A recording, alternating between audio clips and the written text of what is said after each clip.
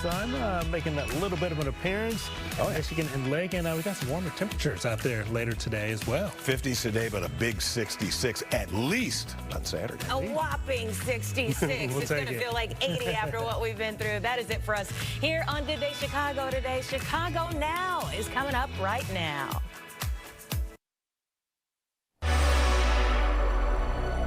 Welcome to the 10 o'clock hour of Chicago Now. I'm Tia Ewing, and this is Jake Hamilton. How are you? You're plus one. Knows you. You are my plus one today, but I'm also your plus one. I think it's like an equal exchange. I'm happy to be here. How are you? The way my phone lights up whenever you and I ever get to do this together. It's fun. It's a good thing. You doing okay? How's your day going so far? I'm doing good. You know, traffic was not good. Sure. I'm really over traffic already in Chicago, but you know what? I made it. I try to see, I always say this, I try to see the positive in everything, and so the positive is that I made it safely. I passed a horrible accident on my way in. That could have been me. Exactly right. I'm going to look at the positive side of it. I'm a big believer in like the butterfly effect. You grabbed that cup of coffee on the way out instead of leaving it behind, and the ripple that had and how it changed your day, and those little moments that like could have put you in an accident. Could have done, right. So you got here, which means you made all the right choices.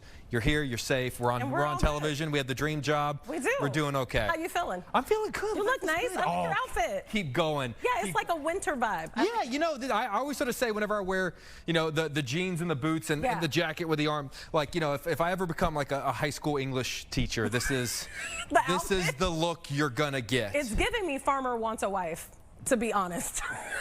Now on Fox. I'm being honest. Now, I'm being honest, that's a good thing. Now, it's like Farmer Wants a Wife. I would say that's one of the. It's on Fox. I should know that. It's a great show. It's like a. Do you watch it? I've watched it before. I don't consistently watch anything because of timing, but yes, I have watched it. Well, also you have a family and you have things. But it's you fun. Have things to it's do. a fun show to watch. We used to have a little bit of sort of behind the scenes here at Fox. We used to have in like the publicity department. Remember, like it was like full 6 foot tall, full size standees. Cardboard cutouts of the men, and they would just look around.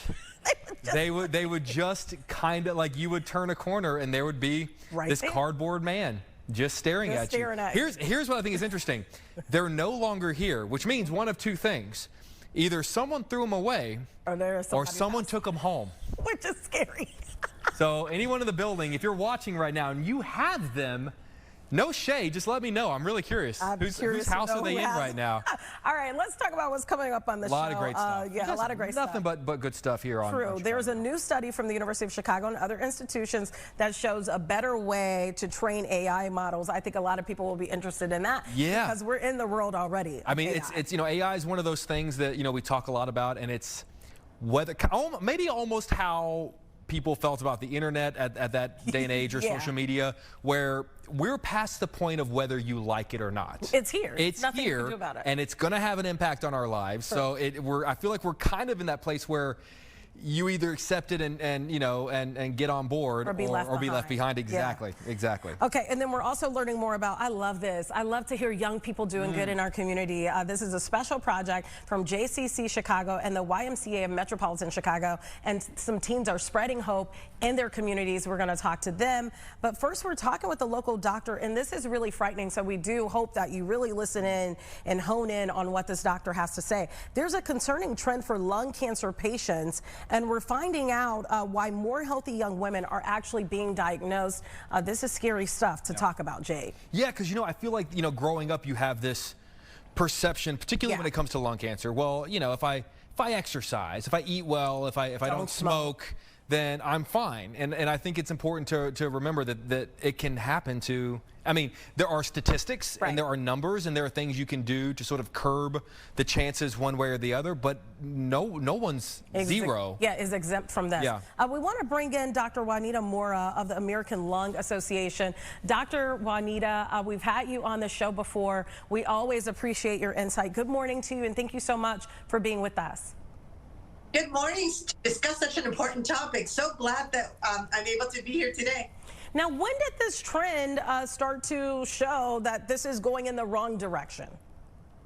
Well, over the last 45 years, what we're seeing is a 20% increase when it comes to the diagnosis of lung cancer in women, which is obviously worrisome because, just as you guys were speaking about, we've really been concentrated on screening, especially in smokers and maybe people who have exposure of secondhand smoke. But we're obviously not capturing other sources that are causing lung cancer in otherwise healthy women. And we need to start screening more. And this is a call to attention as well to our environment. So what is sort of causing these upticks that you guys are seeing? Because you mentioned obviously there are some things that we would expect to be on the list, but is there anything that is surprising you guys that actually might be the reason?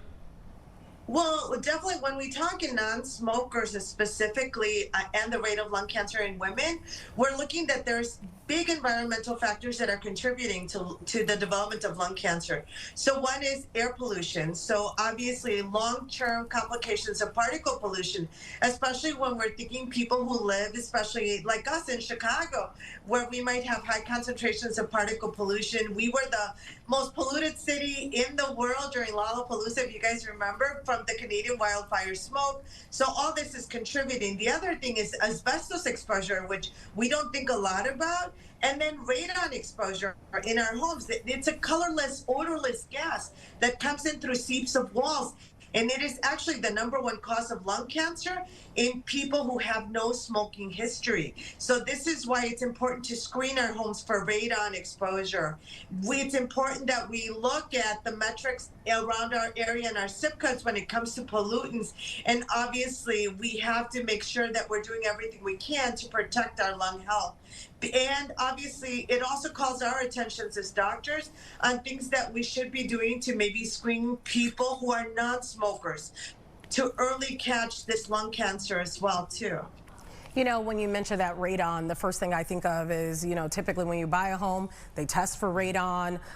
If they do see high levels, they suggest that maybe it's time to, if the home has a radon detector, maybe it's time to replace it. If it doesn't, make sure it has one.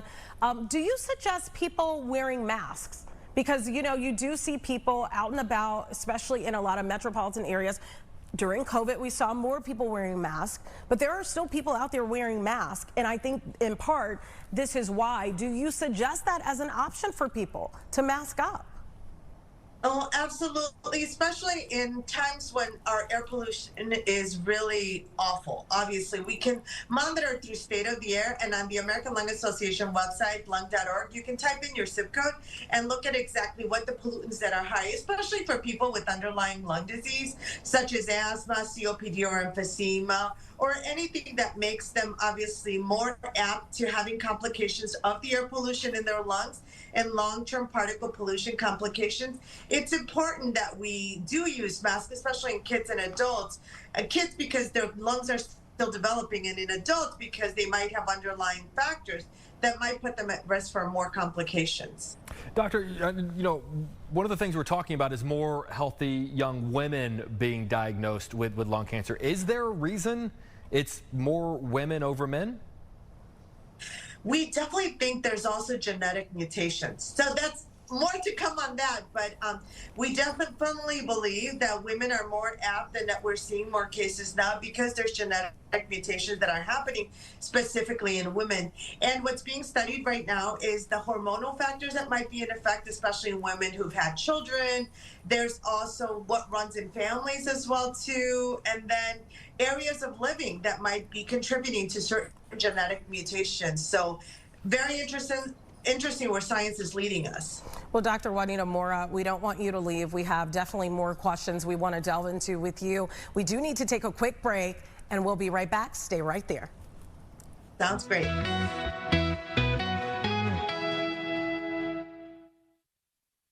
At Sono.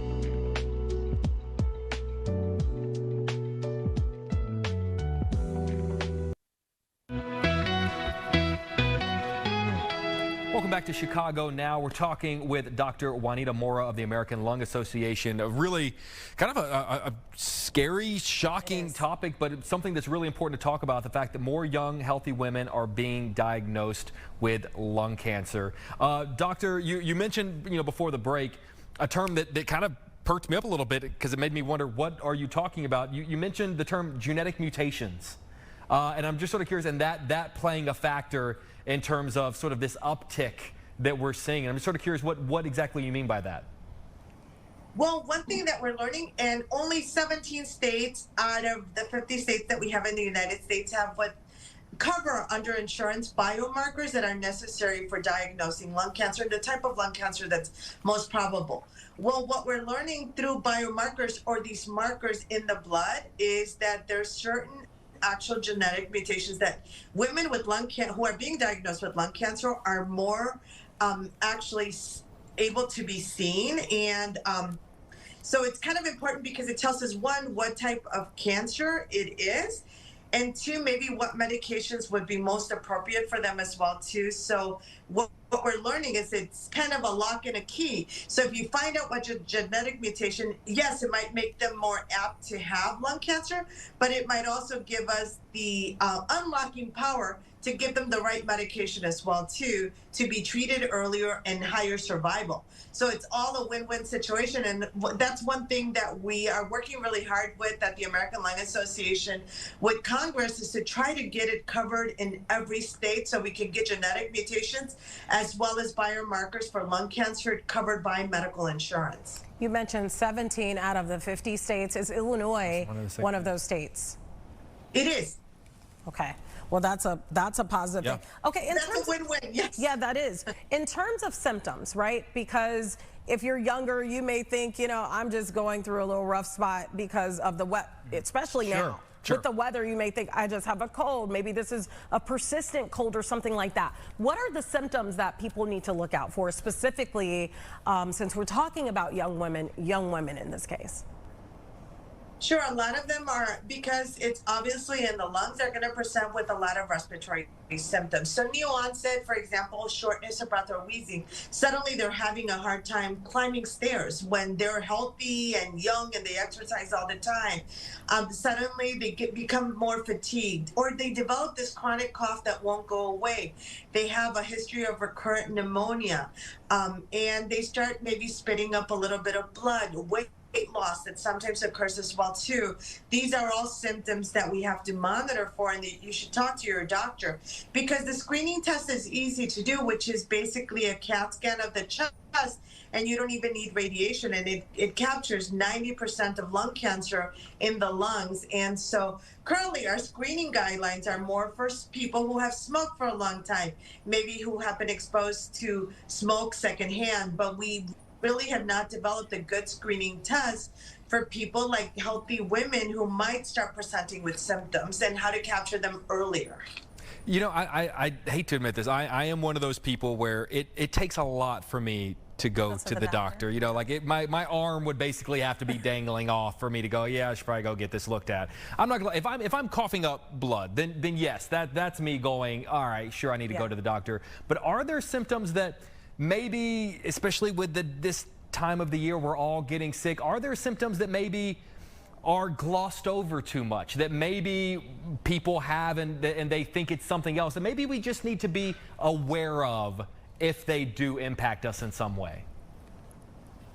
Absolutely. So one of the big things that I tell people, it's a persistent cough. A cold, 7 to 10 days usually lasts. And then you might have a lingering cough, say up to 4 weeks. But if after 4 weeks you're continuing to have this cough, or it's any worsening signs or symptoms, where people start having more shortness of breath or wheezing, or start using their actual chest muscles going up and down, that might be an indication that they obviously have something underlying.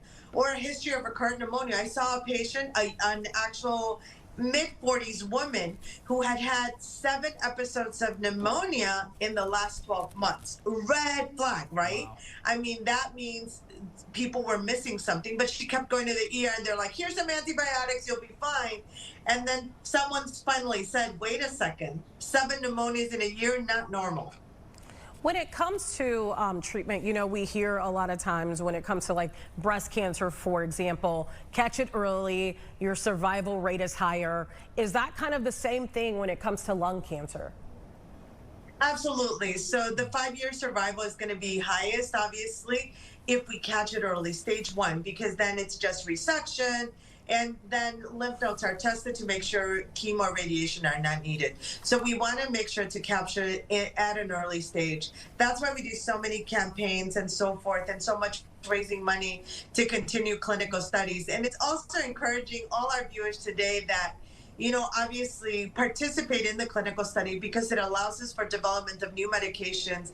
It allows diversity in our clinical studies as well, too, which is important, because not every medication works for every race. Every race might be a little bit different, and certain actual types of lung cancer might be more prevalent in the African American or the Latino community, or in Caucasian, etc. So this allows us to also basically do more for the public and do more for the disease state. You know, this is one of those segments that I really do truly love, because I always sort of kind of imagine if one person watching goes to get checked out, you know, we often talk about how many people watch the show. Right. If one person goes to get checked out, hopefully it's all good news then, but I'm still saying that that's a win. Yeah. You mentioned some tips that people can be on the lookout for, but what general advice would you have, maybe for someone who's watching, whose ears have perked up a little bit, maybe they have someone in their life who they want to kind of talk to? What advice do you have for anyone watching right now who's, you know, kind of gotten interested in what we're talking about? Sure. First thing, if obviously some of us have parents who have smoked, or grandparents and they're still living, and maybe they've never gotten screened, please share the quiz that we have online at lung.org, lung.org. And it's a quiz that they can see if they're actually eligible for a CAT scan. They print it out, they take it through their primary doctor, and they say, hey, the American Lung Association recommends that I get a CAT scan because I have this much of a smoking history. Anyone with secondhand smoke exposure as well, too, should take the quiz. And then they can actually be able to also show their doctor and start this discussion. I think I also believe that, just like you guys, if we promote health and wellness, if we catch one case, it's one life that we're saving. And the third thing is, don't ignore symptoms. You know, obviously, if you're having any cough, any weight loss, any persistent shortness of breath, wheezing, onset fatigue, don't ignore your symptoms. Go to your doctor, get checked, and be persistent. Sometimes we have to be our own advocate. But say you watch this news segment and tell them, like, you know, I want to make sure my lungs are okay. You know, I hear that there's an increase in lung cancer in women. And, you know, I live in Chicago, and our pollution has been really bad over the last few years, and climate change is making it worse. And this is what we can do. Well, Dr. Juanita Mora of the American Lung Association, we always appreciate you coming on. You break it down so easily for everyone to understand, and we'll see you next time. My pleasure. Thank you, everyone. All right, thank you. Her personality is always Love so her. upbeat. You know, to talk about something so grim. Yes. The way that she presents it and her personality being so positive makes it easier to get through it. Exactly right. And I feel like that's exactly what you want, because, you know, we were just saying how often people, sometimes they don't want to, you know, this is a scary situation to have these kind of real, honest conversations about these sort of things. But if you can have someone who sort of exists at the crossroads of knowing what the heck she's talking about, but then also is able to talk to you like a person and like a human being and like a glass half full, and let's be proactive instead of reactive, that's what you want. That's absolutely what you want. And we also want people to know that, guess what? AI is here. And whether you like it or not. About it. And right over at the University of Chicago, there is a study that is going on to really improve the way AI models work. We're going to talk to some of the people behind this study right after this break. Stay with us.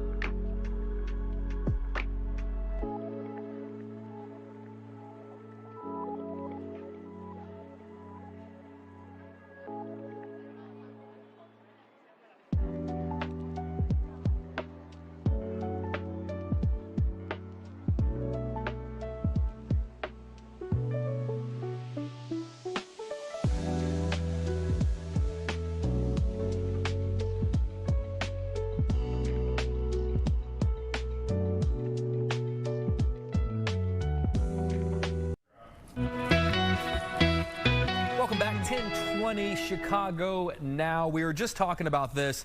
AI, I feel like it was one of those things that we weren't talking about, and then all of a sudden we just were. It wasn't like a progressive thing. No. It felt like someone just turned on a switch, and then AI was a part of our lives. And robots are everywhere. Exactly. James Cameron tried telling us 40 years ago when he made the Terminator, and now look where we are. Here we are. But here's what's really interesting. There's new research from the University of Chicago, MIT, Harvard, and Google DeepMind showing how to improve the way AI models think. I hear a lot of people talking about that they keep putting things into ChatGPT to teach AI to react a certain way. Right. We're going to learn more about that this morning. Associate Professor Chin Hao Tan and PhD student Shoyan Bai. Guys, thank you for taking the time. We appreciate you.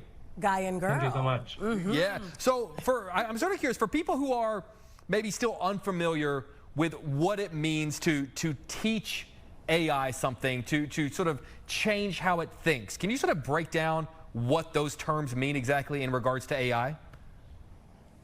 Yeah, I think there are a couple of parts component that we use to train AI. Like one important part is data, what data we feed to AI. And for instance, a lot of ChatGPT does is to try to predict the next word in text. So for that, we just need the web or a lot of textual data. And another important component is what objective we teach the model to achieve. And in this case, like later, as we have new detail, like one thing that we did in the studies to introduce a new objective so that the model can handle multiplication better. And there are also a lot of like other more fine-grained techniques that people use, which if we have time, we can get into more as well later. Yeah, we want to get into that. What are some fun ways, since you said it, what are some fun ways that people can use it and that you've used to kind of improve AI? Yeah. I think in our study, we introduced auxiliary laws that help the AI to develop something that they are missing when they are doing multiplication. So we add this loss term to ask the model to remember the carryover when they need to do multiplication, and then we help the model to develop long-range dependency. Yeah. You know, for someone who is maybe just starting to use AI right now, I want to kind of explain to them the circumstances in which they might need to help AI think. Would you say maybe an example is if someone's using AI and they're not getting the exact type of responses that they're expecting, or they're trying to build a graphic and the graphic isn't quite coming through the way that they want it to? Are those the sort of circumstances in which you need to sort of train AI to think a certain way? Yeah, exactly. I think like there's a new term that's kind of going popular called context engineering. So I think a lot of times what people are missing in talking with AI or in trying to use AI is maybe there is not enough context for the AI to act properly. Like we had a recent study called concept incongruence, for instance, right? If you tell the AI to draw a unicorn with two horns, and there is some incongruent concepts existing here because the unicorn only has one horn. And this example may seem trivial, but similar things may happen a lot when you talk with AI, where the AI thinks one way that is different from your interpretation of a particular concept. And certainly another kind of more general thing that AI, like I think it's very easy to think that AI is just another human being, but it's not, right? It is very capable, but it is a different type of intelligence. And that's a lot of what we are trying to work on as well, and think about how we can use this different type of intelligence in a way that is helpful for humans, and what we need to achieve that. And in a lot of cases, we probably need both sides to move a little, like we need to change AI behavior somewhat. We also need to figure out how we can tell humans how they need to change their behavior so that, or how they interact with the model so that AI have desirable behavior afterwards. What is the goal of the research? What will be the outcome for maybe, or you're hoping the outcome will be for people like us, everyday people that use AI, ChatGPT, etc.?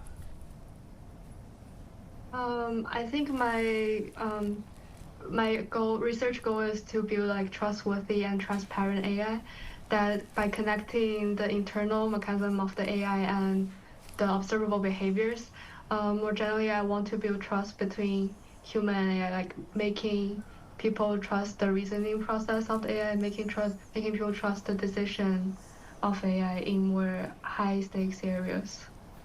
More broadly, my lab is actually called Chicago Human Plus AI Lab. So we have been thinking about how we can develop the best AI for humans so that it actually benefits our society rather than simply replacing our job or like making our life worse in many cases.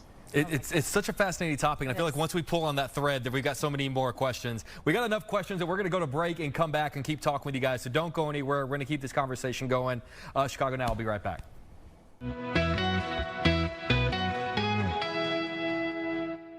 Bear.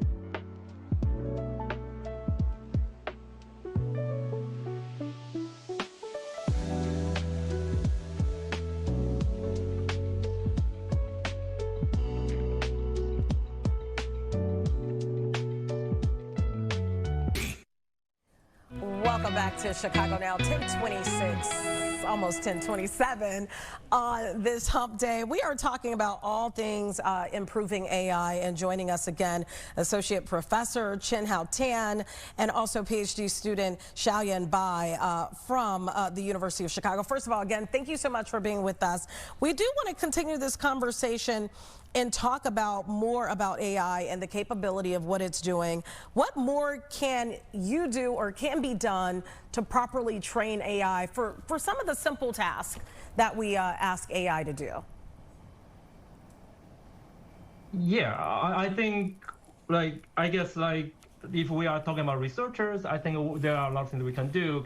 We can try to collect better data, better understand what people want to use AI for, and trying to understand how people typically convey their demand or their task. And on the human side, I think it's useful to think about what exactly we are asking. For instance, I think a recent kind of interesting thing that AI did was this example that Xiaoyan mentioned earlier. If you ask AI whether there exists a seahorse emoji, and that was kind of designed as a trick question because there doesn't exist a seahorse emoji, but AI doesn't really know that's the case, and seahorse sometimes will actually be, AI will break it down into two concepts, sea and horse, and this really confuses the model. So AI will try to deny that it doesn't exist, but then it thinks it exists, and it just goes into this infinite loop of denying itself and then taking that back. You know, guys, T and I were just talking earlier in the show how AI very much is one of those things that's not going anywhere. Whether you like it or not, it's becoming a part of our life, and you kind of need to start figuring it out now before it before you get left behind. What advice do you guys have for someone out there who says, I don't need to know anything about AI, I don't need to learn it, I don't need to figure this out, because it sort of feels like the people who kind of felt like the internet was going to be a fad, and then they kind of got left behind when it took off. Would you sort of tell people, listen, you need to learn this now before it gets even more complicated? Yes, I think AI is not going anywhere. In fact, another kind of recent focus on my group is to think about how AI will change scientific discovery. We're trying to reinvent how we do research completely in our own life, and I think is not going anywhere, and anyone that is started to use AI earlier may benefit from it more. But I think so for that reason, I think people should start to learn about it. But I do think a lot of this is not necessarily about learning how to build AI. And I think getting experience about trying AI and kind of keep trying it in what you do, or trying to figure out how it can complement what you do daily to make yourself more productive. I think all these are kind of reasonable starting steps, and it's also important to know it's not really fix all solution. Like it won't work in every case, and we shouldn't let AI make every important decision. Like we shouldn't be very cautious if we want to use AI in healthcare, finance, or other contexts. That's good advice. It is, and I like the fact that earlier you said that you're doing this to make it useful for everyone. You know, there's nothing that people really need to be, because I know there's some skepticism. Of course. But people shouldn't be skeptical because you are doing this for the greater good of humanity. We want to thank both of you so much for taking time to be with us today on Chicago Now, and thank you so much for the work that you are doing to improve AI. It's a fascinating conversation. Thank you, guys. Yeah, thank you so much for having us. A pleasure. All right, great to meet you. Okay, coming up, we are talking to the folks, and I love this story because I love talking to young people that are doing something positive in their community. We're going to have Addie Goodman, the president and CEO of JCC Chicago, and Adam Alonzo, the president and CEO of the YMCA of Metropolitan Chicago, and Nick is one of the teen participants who's standing by. We're going to talk to them about everything that they've been doing, some really positive stuff. Stay with us. We'll be right back.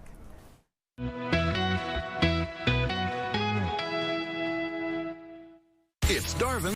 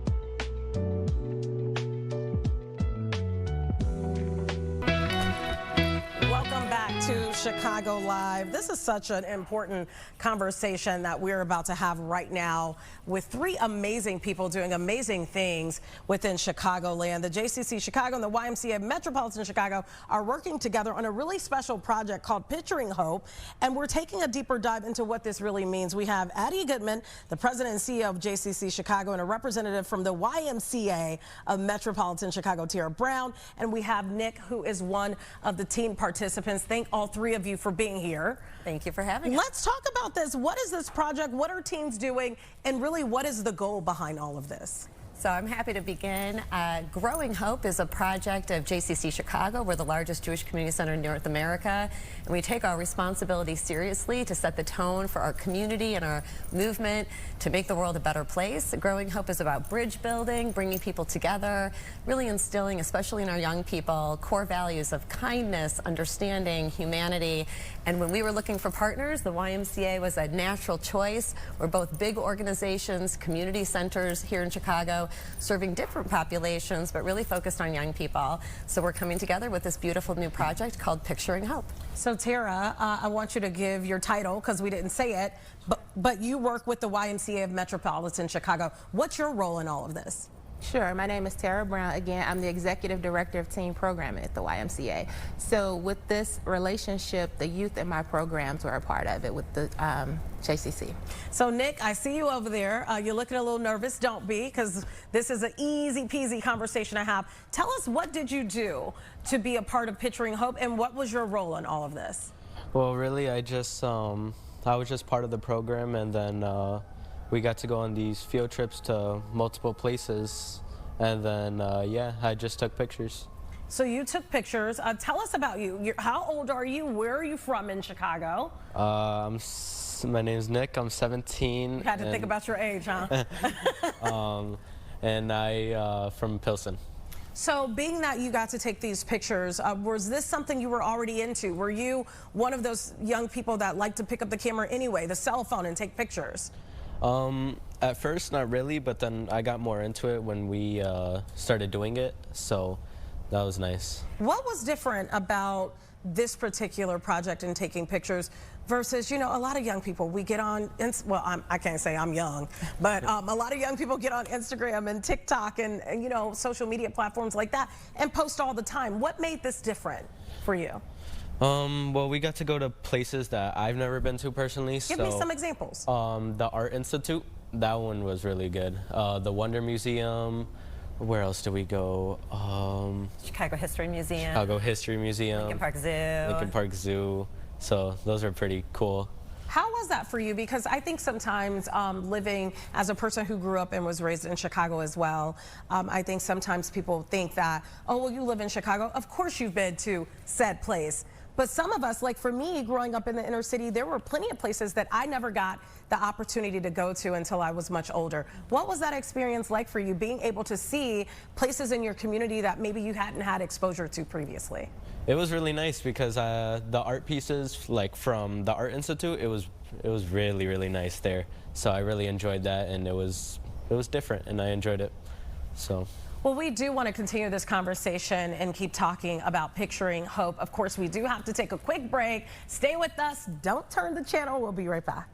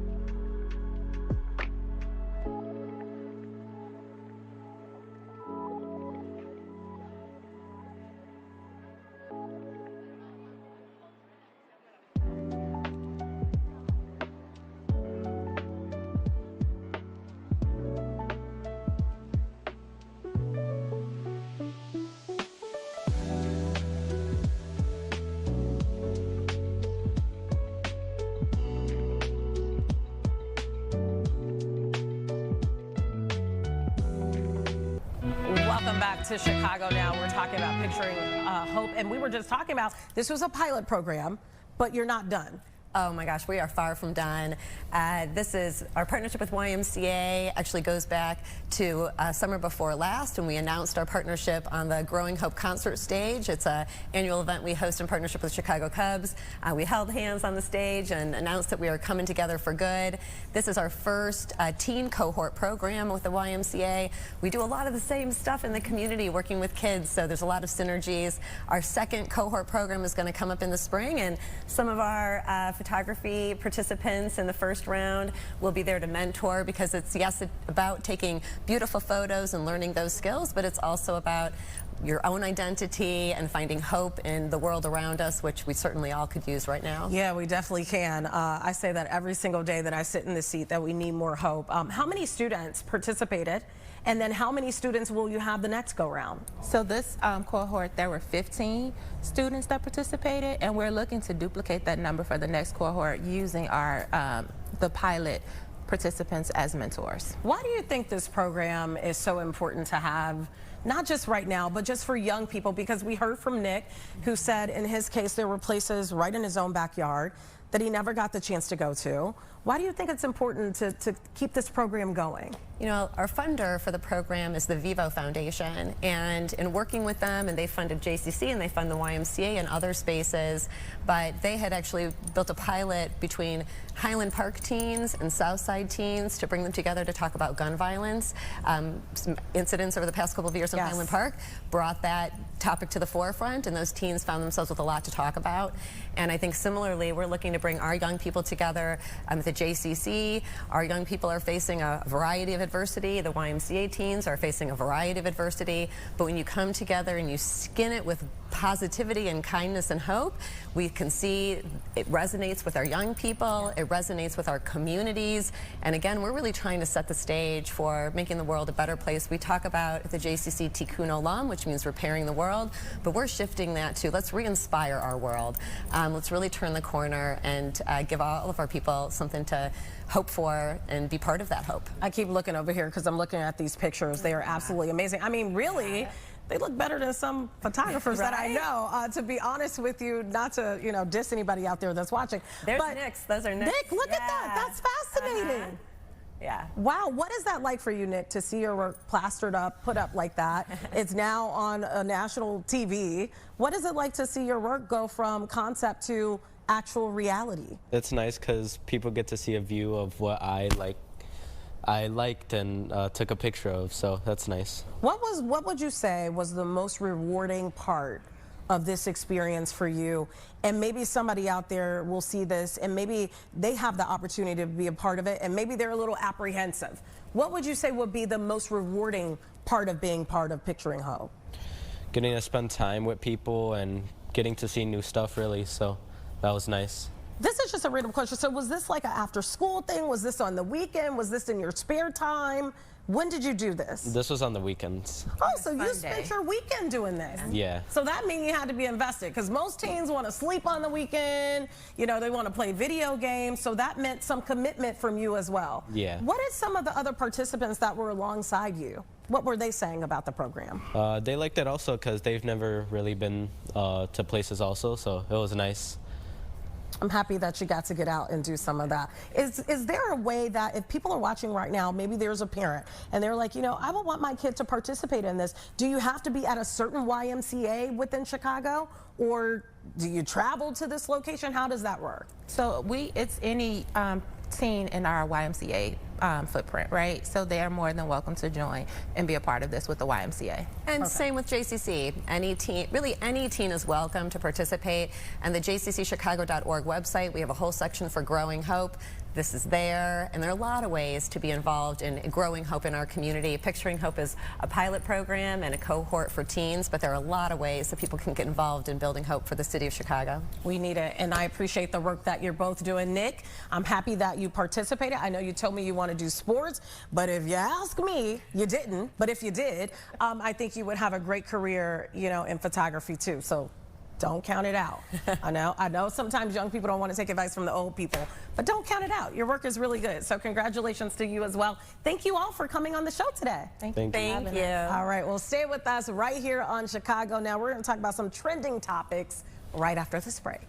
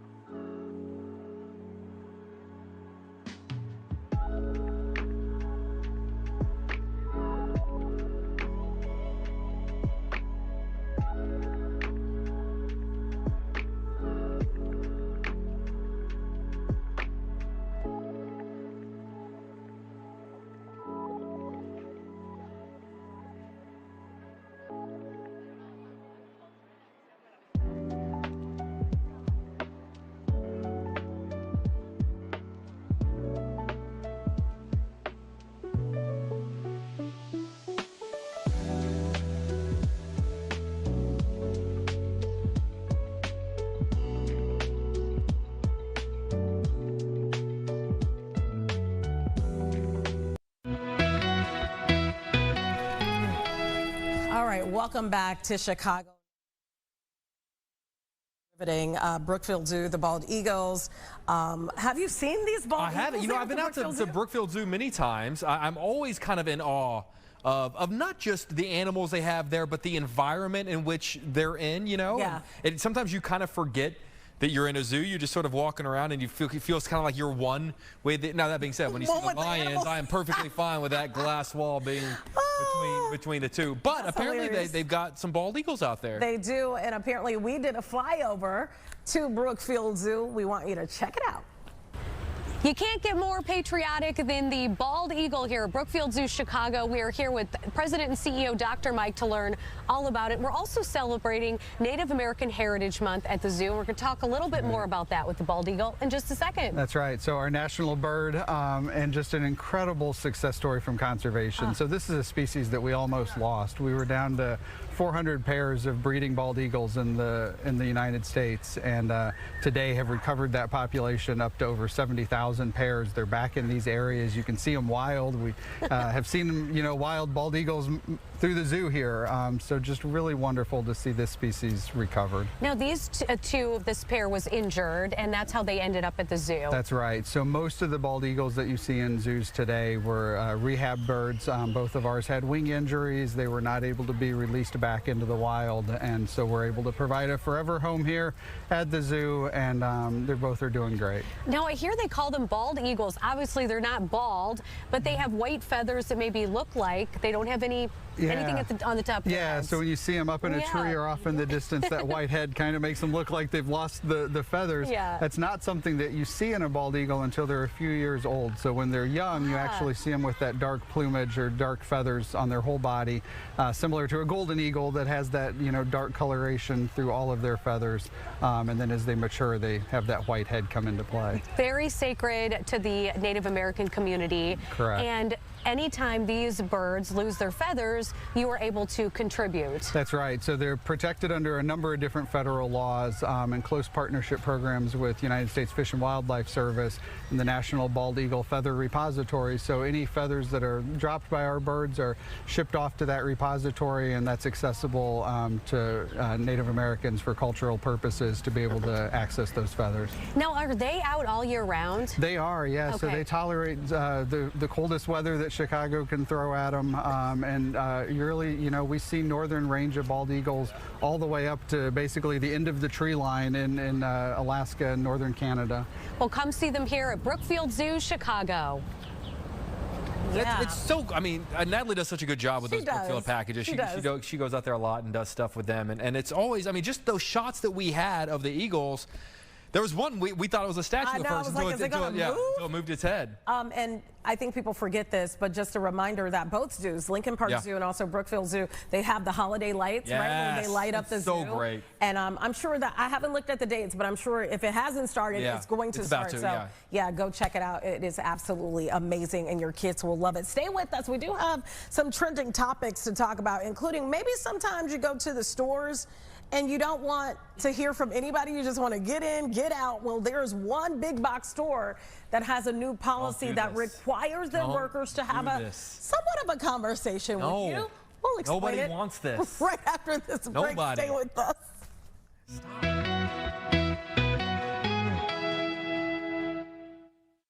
Nothing.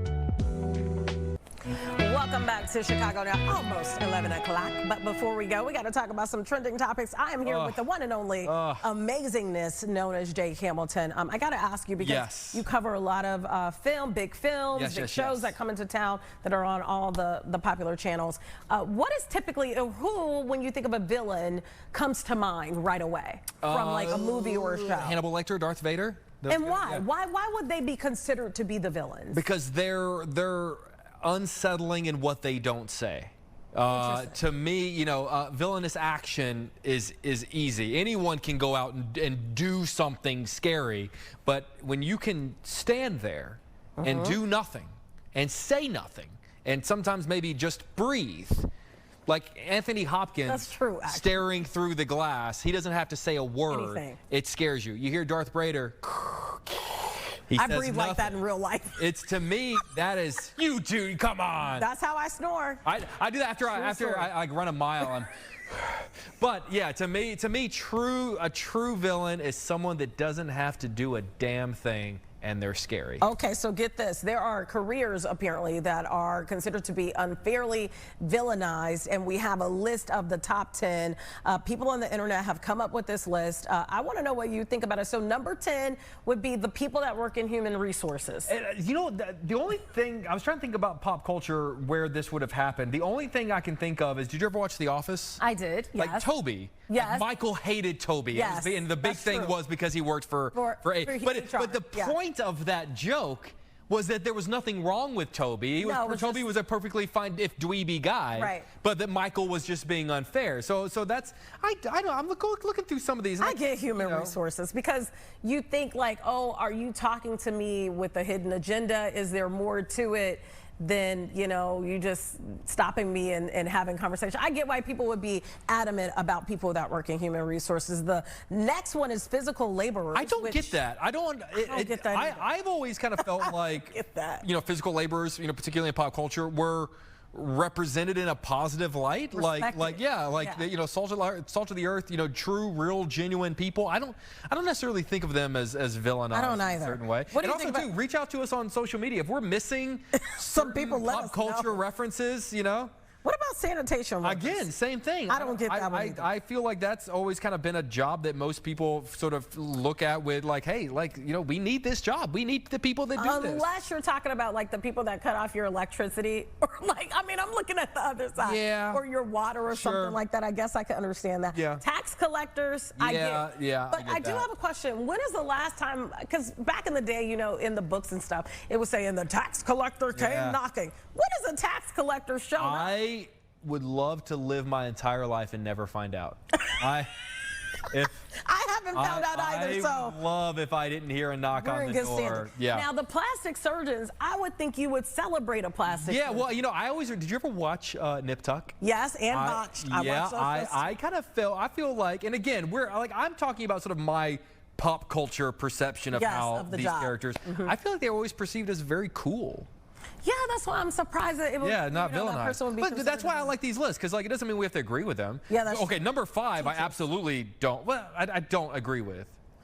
I don't agree with it either. But if you're the student, sure, maybe. And I guess to their point, for every, like, I guess maybe teacher that we love and we want to champion. Yes. Yeah, there are a lot of, in pop culture, like, you know, the evil teachers from Harry Potter or whatever, you know, the Umbridge or whatever her name. Like, yeah, I guess there are negative, but that says more about who they were as a person, and they just so happen to be a teacher. Correct. Than, you know. Correct. Yeah. Customer service reps, and I get this one. I'm sorry, I'm not dissing customer service reps. Thank you for calling, or, you know, when I've had to call you, sometimes they call you for no reason at all. And sometimes it could be an annoying conversation because you're calling, you want help with something, and it's the struggle to get the help. So and to be fair, they're already behind the 8 ball because we aren't calling them for fun. No, we're getting into that conversation already annoyed. True. So they're already like on the 1-yard line. It's not going well for them. So yeah, I mean, like, they don't want to talk to us. We don't want to talk to them. It's not a good start. 3, what do you think about the next one? The dentist? Yeah, I mean, because of the pain. Because I think the fear. I think people have a fear of the dentist. Here's my question. Yeah. What job do you think should have been on the list that isn't? Great. Journalists, our job made number 19 on the list. What do you think should have been on the list if you had to characterize? Oh, that's such a good question, and I'm going to come up with an answer at like 9 after the fact tonight. And I'm going to call you. I don't have one. I'm trying to think. Yeah, let us know. I got one. Go. The parking attendants. Yeah. The ones. I'm okay. Listen, don't stop watching the show. We love you. But sometimes you could be a little brutal. Tow truck drivers. My husband was a tow truck driver. Was he really? That's how he started his tow company. He was a tow truck driver first. What? But yeah, in fairness, I could see that. Yeah. Because if your car is out here, the other person is going to pull up shortly. So yeah, I get that. You know, every time I see a tow truck driver going by, my mind goes to someone's having a bad day right now. They don't even know it. So let me give you a quick story. So a couple of weeks ago, I did an event. The station was cool with it. I went and did this event. It was over near, not McCormick Place, but it was over there by O'Hare Airport. I can't think of the facility right now. It was a convention center. And they told me, pull in here, park your car, it's cool. Was it the Rosemont? Like the Rosemont? It was right in the Rosemont area. Okay, I come back 2 hours after doing this event. My car is gone. No. So I'm like, did somebody steal my car? So this guy's riding by on a golf cart, and I say, hey, where did my car get towed? My car was here. Was the only car here. He was like, yeah, they towed it. I said, listen, my husband owns a tow company. Bring my car back right now. That's the only time I've ever played. Wow. I usually don't do that with people. But I was so mad. Also because you had been told to. Yeah, I was that's like, not fair. And I thought his company towed it. It wasn't. That's why I made that statement. Bring my car back right now. The way I would have loved for it to have been your husband's company, just to be on that phone call, just to hear that. All right. Okay. 2 and 1 social workers, defense attorneys. I feel like in movies I could get that are too. always the the villain. Yeah, I get it. Okay. You know what? Listen, they're the villain until you need some defense. That's true. And then they're your best friend. And hopefully we don't need those services. Again, I also would like to never. Need those services. Yeah. Okay, so Target has a new 10-4 policy. No. And you don't like it. Target I don't. They're going to be a lot more friendly during your next visit because when they're within 10 feet from any customer, they're now required to smile, make eye contact, wave, and use friendly, approachable, and welcoming body language. Now listen, here's what I'm going to say. 11 feet away from everyone at Target. This is my only argument. Shouldn't you be doing this anyway? To some degree, maybe not all up in your group, right? But shouldn't you welcome people into the store anyway and say, thank you for coming in, and that be Leave it there. Our social interaction, but I don't need it from every single person. Just, yeah, that is a lot. I'm the kind, I'll come to you if I need something. I'm good. I know that you appreciate me being there because I'm giving you my money. So wait, when they're within 4 feet from customers, employees are required to personally greet the guest, smile, and initiate a warm, helpful interaction, hence the 10-4. It's part of Target's effort to elevate the shopping experience. Okay, I think Target is doing this for a lot of reasons, okay? If we had to think from a business standpoint, Target has lost a lot of money lately. Yes. A lot has been going on in the world of Target. So maybe they think this will create customer retention. Customers will continue to come back. It'll make them feel more comfortable. You say no. Depending on how serious they are about this is the kind of thing that would keep me out. They would make me go, I can't go in there because they're going. It's the same reason people hate shopping for a car because they don't want to be hounded. Yeah. You know, they just want to look like I don't need you telling me how happy you are to see me when I'm buying my body wash. I don't need that. I understand that. I just I appreciate. Yeah. Hey, good to see you. Thanks for coming in. Cool. Great.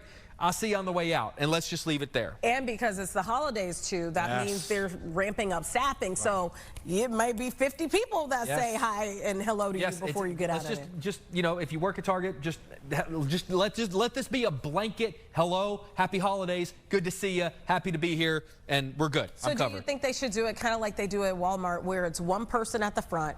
They say, welcome to Walmart, and then there's somebody that says bye when you leave. Yeah, just be a normal person. Okay, don't overdo it. Yeah, I understand that. I could agree with that because it can be too much. If we make eye contact, give me a little nod, like a what up? Because that's what that really means. Yeah. What up? Give me one of those. Okay, I can understand but that. Don't seek me out like a missile. I agree. I do want to be treated with you're thankful that I'm spending money because right now money is really hard to come by. I'm working hard for it. It's, as soon as you get it in, it's going out. Yep. So I get that, but don't be overbearing. Yes. I get that. Yeah. All right, well, we're not overbearing on this show, on Chicago Now. And in fact, we're going to have a whole I am about to be replaced hour. by someone way prettier than me. Gabby Primus is in the building. She's going to be with us. Coming up right after this short break. It's been a pleasure, my friend.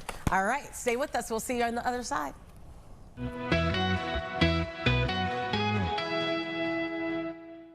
This is probably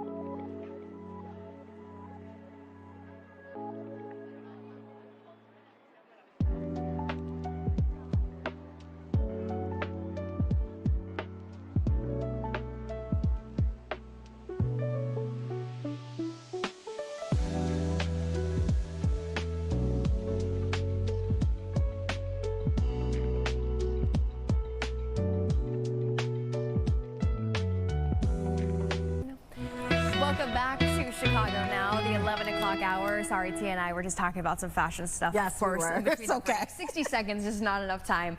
Well, it was great watching you and Jake. That was fun. Yeah, always a variety of stuff that we're talking about. True. Speaking of, we have a lot going on in this show. The Confessions Project is making its way to Chicago, and people are getting a chance to speak their minds anonymously. That could be interesting. It's going to be really interesting because the person who receives those confessions, he also wants to remain anonymous. So what you will see is he wears a mask when he does any type of interview. Interesting. He is concealing his identity because he does not want his identity to also be exposed. So this is going to be a really fun interview. And he's going to share have some of these confessions yes. that were sent. So we're not going to know the names of the people who sent these confessions, but we will know the confessions. We're also talking with comedian Demetri Martin. He's going to tell us what we can expect at his upcoming show at the Vic Theatre. I think it's happening on November 22nd. So right around the corner. A good idea, maybe to make that part of your holiday family get-togethers. I don't know. Yeah, but first we got to talk about some serious stuff that's been going on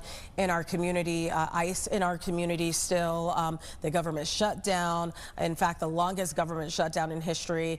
But it sounds like it could be coming to an end. We do have U.S. Representative Mike Quigley joining us right now to talk about some of these big issues that are going on at the state capitol, but also impacting us right here in the city of Chicago. Thank you so much for your time today and joining us to really break down some of these big topics. I appreciate it. Glad to be back. Let's talk about this. I know last week you held a press conference. This was a day after the daycare teacher was removed from the facility by ICE. The video was absolutely shocking. It went viral. Everyone is still talking about it. There's been reports that Greg Bavino is leaving Chicago soon. We know he's been heading up these operations here in Chicago. He says he's not leaving. What do you have to say about ICE's presence here in the city of Chicago? Look, this is a president acting like a bully. I mean, did we ever imagine an American president would say to a group of U.S. generals that our cities should be used as a training ground for the military to go after the enemy from within? I'm not sure what he meant by the enemy from within, but I'm starting to think it starts with people with brown skin. I think it's also important to remember that under Democratic and Republican presidents, Homeland Security had a practice, an understandable one, to avoid sensitive locations, daycares, schools, places of worship. Obviously, that's all gone by the wayside, and it's extraordinarily concerning. And, you know, I want people to know it's not just taking away citizens, it's taking away people who they're targeting. They've actually detained 170 U.S. citizens. It's also having an effect on our business community. If you go to Little Village in Pilsen and other areas of the city, their business is down 50% just because people, documented or not, are afraid to go to their establishments. It's a shocking turn of events, and I'm proud of the way Chicagoans are pushing back. Well, yeah, you know, we just said as we saw the video the next day, you went up in front of press and you know, you spoke to the community. It was pretty quick, right? And it seems like a lot of stuff was going on. But was it that shocking video that compelled you to say, you know what, this is the last straw, I need to say something? Well, I have been across the city in the weeks that ICE has been operating. I was at Bethany, a shelter for women, where women are afraid to take their kids to daycare so they can go to work. I was at the domestic violence courthouse, where the advocates told me that when ICE went there, from then on, women were afraid to go back and get orders of protection. And I've had to help walk kids to school, the walking school bus, because parents can't do it. We've heard from neighbors who said that their neighbors' kids came to them because they came home and their parents weren't there. Well, finally, we have a 16-year-old young lady who's a cancer patient, and she's in a wheelchair. Her father was taken because he was working an extra day to help pay her medical bills. This is shocking stuff. So I think the reason I did it, and it was the day of the raid on the daycare, is just because it's the culmination of all this. And I think Chicagoans get it, but we wanted to express to a larger audience just what's going on and what they can do. I want to ask you, is there anything going on behind the scenes on a federal and state level? And follow me with this. And I ask this question because as of right now, we know that people are being detained, right? But we don't know the true numbers. We, in some cases, we don't even know where these people are being shipped off to. At one point, we were told that this would be, you know, the rounding up of the worst of the worst. Well, in some cases, these people are just trying to make sure their paperwork is in place so they can become a U.S. citizen, which we know can be a daunting task and a very long process. Is there any work going on behind the scenes to figure out who's being detained, where they're going, what the numbers reflect, the truth? Because so far, these numbers aren't always reflecting truth. No, look, the federal court said that the government has misled them, has lied to them. They're in violation of a consent decree with the indiscriminate use of tear gas, with warrantless searches on private property, coming to a scene with blank search warrants. So the government's credibility is shot, and unfortunately, it's worse than that. My office has been unsuccessful in many of these cases, just trying to help the families find where their relatives are. The attorneys are doing the same thing. The administration has been opaque on this, and they haven't been forthright. They have deliberately lied about where people are and moved them around so we can't find them. What's happening, in D.C. is we're just now getting back to work, but there is legislation that'll be proposed. Protect Sensitive Locations Act is just one of them that I'm supporting. That'll, prohibit the enforcement actions taking place in the places that we talked about. I think there'll be opportunities in the future to hold those in violation of law accountable for what's taking place. But right now, it's letting the public know and working as hard as we can in my office and others who, my other colleagues on this, just to help people know their rights and protect others in the meantime. One more question just with this topic. Tia mentioned Bovino and the report that, he could potentially be leaving Chicago soon. He said that he's not.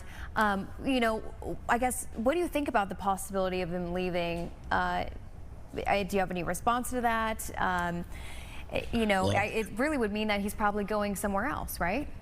Yeah, look, we're hearing the rumors too, but again, this is an administration that's notifying Congress, particularly Democrats, of anything. So they didn't confer with the state or local officials when they talked about bringing the National Guard here. They certainly haven't with ICE operations. So I'm not sure what they're going to do, if they're going to tone it down for the winter, go someplace else. We're hearing they're going to quadruple the effort later on. They're simply not sharing for that. So for me to guess what they're going to do is just to speculate. In the meantime, I'm hoping that this continued public response to this, reflected in larger issues, I think, in the election of the Tuesday before, is showing a lack of public support for what the president is doing. We do want to talk to you about the government shutdown potentially coming to an end. We do have to take a quick break. We want to talk about that important topic with you. Please don't go anywhere, and our audience don't go anywhere either. We'll take this quick break and we'll be right back.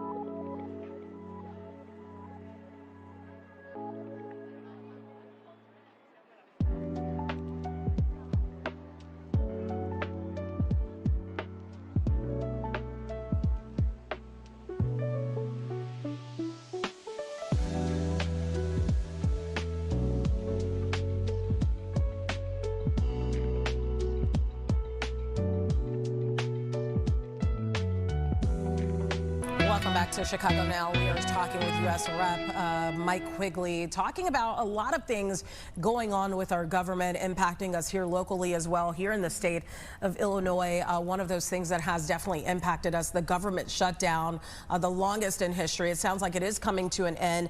Some people are not happy about this. They feel like the Democrats should have pressed a little bit longer. I want to get your opinion on this. This is a 43-day win, it sounds like, for the Democrats to secure. I know they were trying to secure extending health care subsidies for millions of Americans. What's the benefit of this deal that is potentially reached here? Look, I think the frustration here is that there was a deal before, and Trump and our Republican colleagues reneged on it. The president also refused to enforce existing laws and how we spend our money. So fool me once, shame on you. Fool me twice, it's going to be our silliness of going along with this deal, unfortunately, and the 8 that decided to vote for it. I would say the other part of this is, as you suggest, that for 24 million Americans, their health insurance premiums are going to double. When the Medicaid cuts take place, you're going to add tens of millions of more Americans. There was something to be done there. There was a deal to be made there. And I think, again, the last Tuesday's election showed us that I think the American people disagreed with the president, that there was no need to give in at this point. Look, we want the government shutdown to end, but the Republicans are in control of the House, the Senate, and the White House. This is their shutdown. If they wanted our help, it was to restore cuts to Americans and affordability of health care at a time when it's most essential, and that was a fight worth doing. What happens in January when this bill expires? Will we be going through this all over again? Well, look, there's the possibility of this. There would be a partial shutdown, but absolutely. In the meantime, all that they really got out of this deal, other than the promise that they wouldn't fire the people they fired, that they would keep those people on, and that people would get their money who were furloughed. And I want air travel to get back to normal. I want all the other things that matter. But we've done nothing to guarantee that we're not going to be in the same boat in January, and we've done absolutely nothing to change the views of my Republican colleagues on this, to move forward on this. A vague promise that they're going to have a vote in the Senate on the ACA healthcare tax contributions means absolutely nothing. And there's silence from Speaker Johnson. So in the final analysis, we got almost nothing in this deal. I suspect it will pass the Republican House tonight, and we'll move forward and see where we are in January. Senator Quigley, we were reading this morning, about who voted yay, who voted nay. There was a Republican senator, Rand Paul, I think it was, maybe Kentucky, who voted no. And it's something over, I guess, like a fight over hemp, does it sound like? And he's kind of the one maybe stalling things? Yeah, look, Senator Paul is a unique style of legislation and governing, so he'll have to explain that. I think he's probably one who votes against most of these measures, regardless of the circumstances. Look, there's a lot of things in this bill that are concerning. The fact that they were thrown in at the last minute with little or no discussion. I'm hoping that there is at least some of that in the House tonight. But again, it's probably going to pass, and the government will reopen, which is good news. The fact is, millions will lose their health care, and the beneficiaries will be the richest Americans, our billionaires. I know you mentioned this slightly there. You talked about, air travel. We know O'Hare has been impacted, Midway has been impacted, and frankly, airports across the country have been impacted by this government shutdown. You're also part of the House Appropriations Committee. Have you seen the shutdown impact other portions of transit and infrastructure, maybe that we haven't talked about as much in the headlines? Yeah, look, it's going to have a long-term impact on things just because so much work wasn't done. There were firings that took place. There's an overall cost to the economy of this. So to answer your question, you're going to see this unfold even after the government reopens.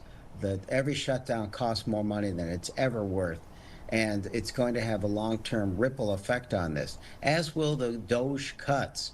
There will be aspects of the transportation, housing, healthcare, and so forth that will be impacted because of those cuts and because of this shutdown. It's just going to take a while before they're evident to the public. You know, is there something that we can, you know, do in the future to help protect local residents from feeling the impacts of the shutdown? Because again, you know, things might change again in January and, you know, a year from now, who knows? And I think there's maybe things that could be put in place that could help local residents. I wish that there were. I think that what we're talking about right now, funding our soldiers, funding the air traffic controllers and others, we need to recognize that these are critical workers, and they should be allowed to get paid while this is taking place. They should be exempt from any sort of government shutdown. Will the administration go along with that? I doubt it, but it's frustrating to see the impact. In the final analysis, we need to elect people who are willing to compromise. I have compromised on government shutdown votes in the past, but this isn't a compromise, it's a capitulation. This isn't a compromise. It's really setting us back. Again, in the final analysis, you know, we're giving billionaires tax breaks and taking away the health care of tens of millions of people. You know, this was a fight worth fighting. You know, there's been this back and forth over the SNAP benefits. And in fact, we've gotten a few emails here at Fox 32 saying that, you know, I got a little bit of an increment on my SNAP, but it was like $17, $8. Any idea what is the latest on the front in terms of SNAP benefits? What is the latest information out there? Well, look, when we end the government shutdown, they should be brought back and made whole. But to answer your question back to what took place, there were varying court decisions and an administration that was willing to go to the Supreme Court to make sure that people didn't get their SNAP benefits. You know, I was in line, I was helping distribute food in the lines at St. Sabina with Father Flager a couple Saturdays ago. People were waiting for 4 hours to get one box of food, and they were standing in the cold. It shows you just how dramatic this need is, how important SNAP is to Chicago citizens. So that should never happen again, and it's extraordinarily distressing. While this was happening, while people were going without, people were not getting full meals, the President of the United States was holding a party, right, a Great Gatsby-type party, sort of flaunting this. The fact that people are suffering and not caring, asking the Supreme Court to reinforce this so that funding didn't take place. So indeed, some people got partial funding. They should have got funding throughout the entire measure. And that's what the rulings in the court, I think, were leaning toward. We haven't seen what the Supreme Court was going to do, and the shutdown will probably end that effort. What's your message to your constituents, considering that it sounds like even going into the new year, we may be in for a bumpy road here? What will be your message to people out there watching that at some point, you know, I think some of us feel helpless. We're watching all of this play out. Sure, we can get in a food line and help, you know, serve our neighbors, you know, make sure that they have food on the table. But in some cases, it's not much you can do. You know, if your SNAP benefits don't show up, it's not like you could go knock on the president's door and get those benefits to start rolling in. So some of us do feel helpless. What would be your words to the constituents out there that they don't know what's coming next? Yeah. Broadly speaking, your voice matters, politics matters, being involved matters, engaged. If you don't like things, you need to participate. Now's more telling of that than any time I remember in my lifetime. So I think our country's at a turning point. I think the two topics today are evident of that. I think that government dysfunction is a healthcare risk. It's a national security risk. We need people who are willing to compromise and not take extreme positions. I think one of the hardest parts, you know, again, I voted for a compromise in previous shutdowns with a Republican leader of the House. because they were meeting in the middle and there was a reasonable sense of what a compromise is. This administration has staked out extraordinarily far-right positions, and we simply can't go out there to compromise with them. It's that sort of thoughtful decision-making. But it begins with the American people and whether they're involved and engaged and whether they participate in that process. We certainly welcome it. Yeah, we need more people to vote. That is the truth of the matter, you know, period. Yeah. You need to exercise your right to vote. It's no excuse to continuously see low voter turnout, especially when we're talking about some of the people that are not voting. They get some of these benefits. They need to vote. Yeah. That's the bottom line. So we appreciate you joining us on the show today.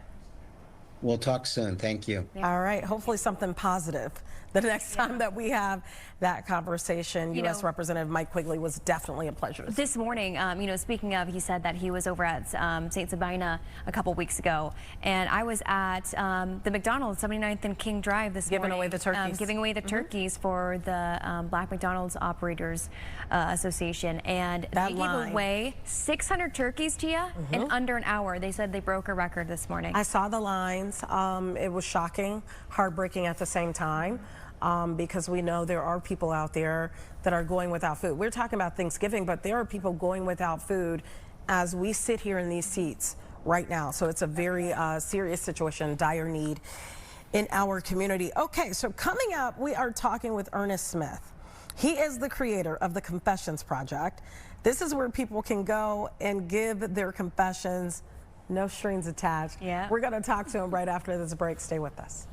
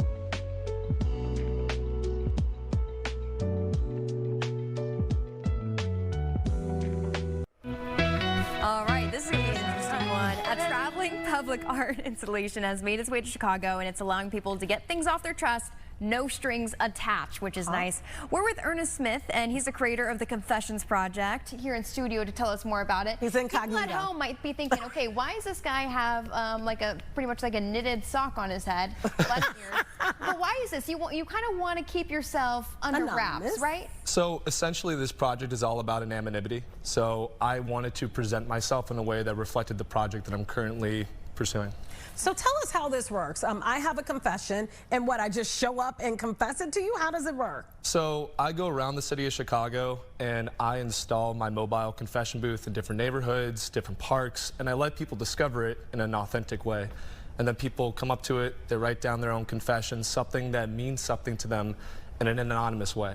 Love it. And they write it on a vintage typewriter. Oh, that's cool. Wow, that is cool. How many have you received so far, and when did you start doing this? I've been doing it for about a month and a half now, and I have collected maybe over 300 confessions at this point. Wow, that's a lot. So have you been traveling around? Is it more than just Chicago that you've been to? Just Chicago for right now, but I've done this from Logan Square all the way down to Pilsen, Hyde Park. I've done it all over the city. Okay, you got to open up your box. We got to read some of these confessions. We got to get to the good stuff. So here it is. So you kind of have, it seems like a camera set to the side, and you're videotaping people going up, at least giving their confession. What made you do this? Look how cool. What made you start doing this? What made me start the Confession Project? It was, honestly, it was supposed to be a side project. It was supposed to be just something that would connect Chicagoans together in an intimate way.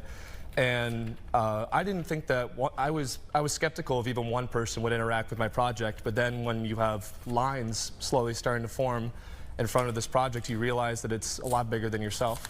And so I just wanted to give people a chance for cathartic relief, because I don't feel like people really have that opportunity to let things go like that anymore. And you know what? I bet as you get more and more, it's going to be like 300 a day, not just 3. You know, it's going to get more and more popular. But why do you think people are wanting this, right? You know, what do you think is the psychological stuff that's happening that makes people almost feel better when they write things down? Yeah, so I've had people approach me after after they submit something to the project, and they always say the same thing: I feel so much better. I feel like right now there's a huge digital footprint, and unfortunately there really isn't any way for people to let things go in a manner that doesn't necessarily involve them exposing their own identity, even to their own friends. Sometimes people have to or want to say things that they just can't say. So there's an opportunity for people to do that.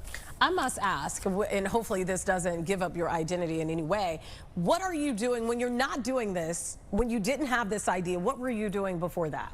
Before this, I was a first responder. Oh, wow. Yeah. That's a tough job. That's an interesting transition. Yeah, it was definitely an interesting transition. But even when I was working as a first responder, all I really wanted to do was stuff like this, at the end of the day, I just wanted to help people. And doing it in a more intimate way is what truly brought me back to my home city. So are you still doing your job as a first responder, or are you dedicating yourself to this Confessions Project full time? Currently, I'm dedicating myself to my project. The Confessions Project is just a chapter of Wrath and Love. So Wrath and Love is essentially, it is an art movement, but behind it, I work with graphic designers, I work with cinematographers, I work with photographers. We want to explore content, we want to explore concepts and themes every 3 months that involve interviews, photography, cinematography. Even for this project, we did a photo shoot, we did a short film, we did a documentary, and we want to continue to do that and continue to bring Chicagoans into our project to give people a place to belong. Okay, so we've opened up our, can I get another one? I want to get it. Do you have more in there too? I definitely have. Okay, so I want to read the one that I opened up. I love my dog more than I love most of the people that I know. That's pretty valid. I think, and I can understand that, 100%. Mine's a little bit deeper. I shouldn't have divorced my husband. What else can I say? I miss him. Oh my God. Yeah, so that's deep. The thing about this project is that I definitely chose confessions that I thought were more appropriate for the setting. Obviously, I get a wide variety of confessions, everything from happy to sad to just, I mean, downright terrible things. What's the craziest one? Like the one that was the most, maybe not crazy, but the most like jaw-dropping to you? The most jaw-dropping one to me is that okay that I talk about this? You can. I would say that the one that really cut deep into me is actually one of the ones I brought with me, just because I didn't want to give you guys it just because I didn't know of how people would interpret it. Yeah. But I think the one that definitely hit me the most was some person admitting that they no longer loved their significant other, except that they dedicated their lives to that person. And despite them no longer feeling the same way that they did originally, they're going to continue to be dedicated and loyal to their partner because that is the decision that they made.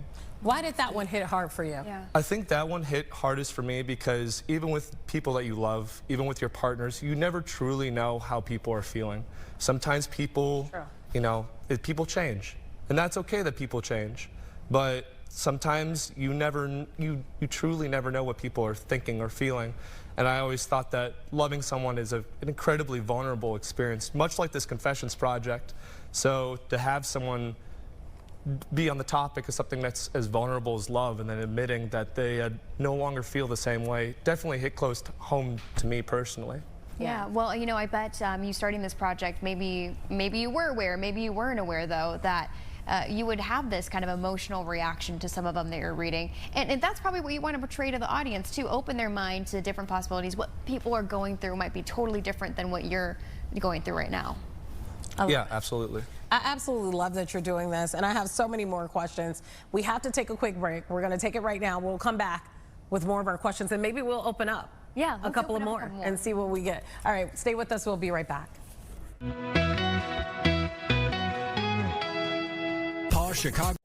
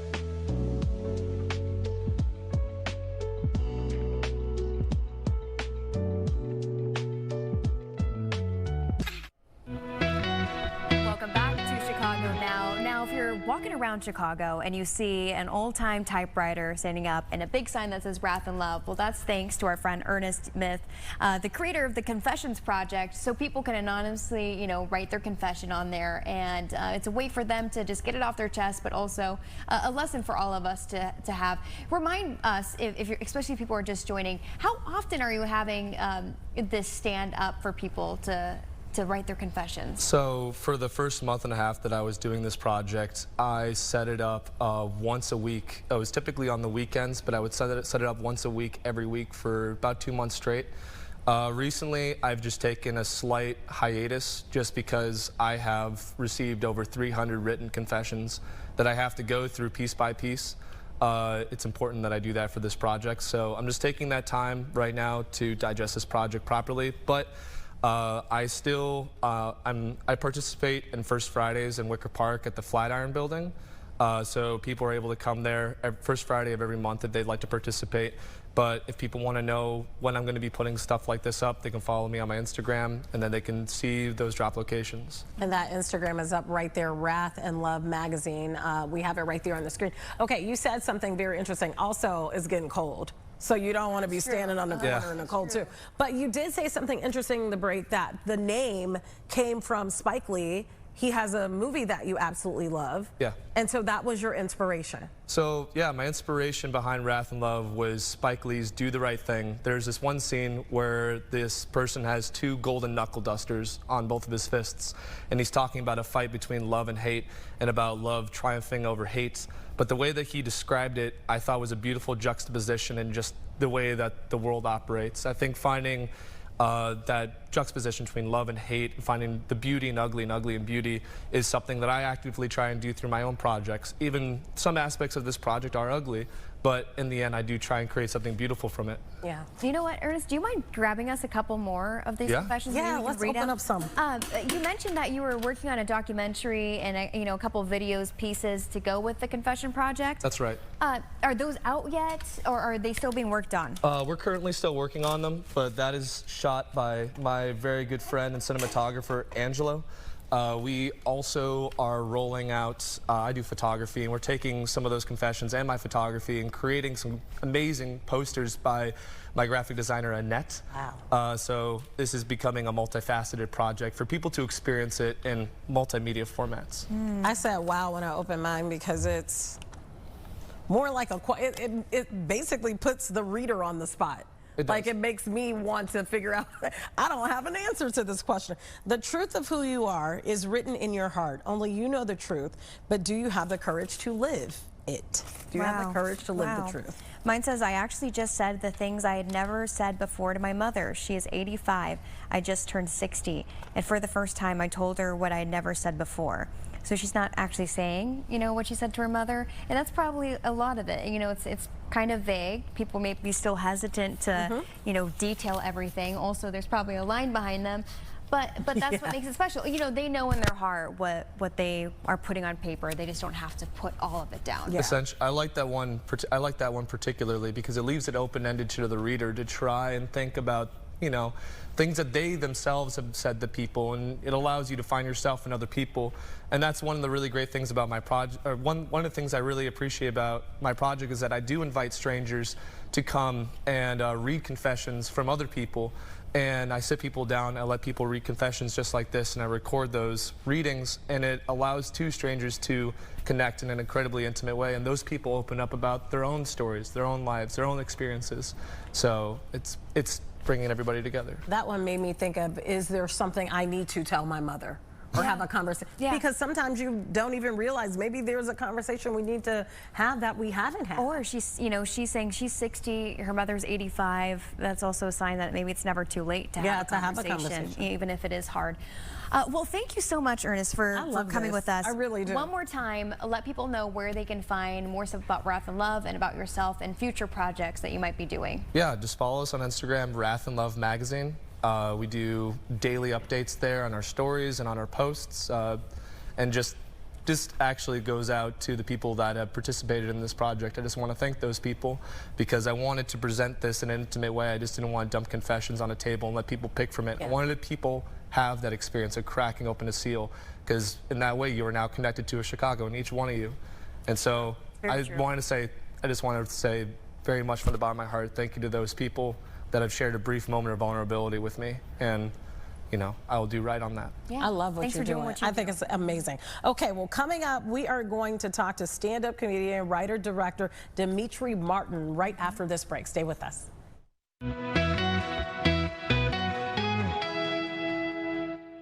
Remember.